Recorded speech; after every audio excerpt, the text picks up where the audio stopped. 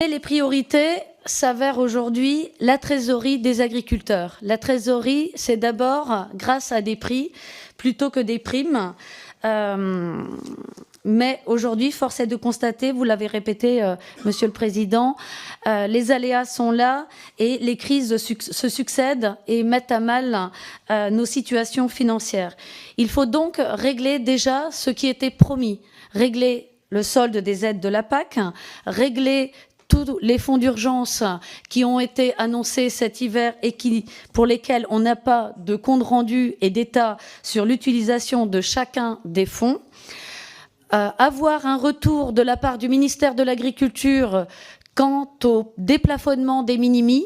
C'était une demande de la coordination rurale dès le départ pour porter cette réserve des minimis à 300 000 €, comme ça l'est pour toutes les entreprises, quel que soit leur secteur.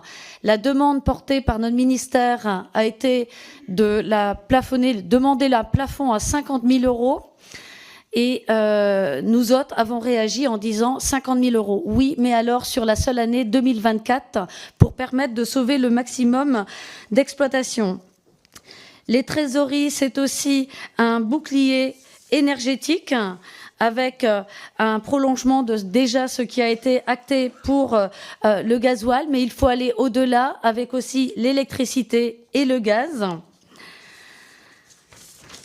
C'est aussi toutes les mesures qui vont être à prendre au niveau du PLF et du PLFSS, notamment pour le PLF, l'exonération de la TFNB, mais aussi des propositions concernant le foncier que je pourrais évoquer tout à l'heure, le suramortissement des biens que je pourrais aussi développer.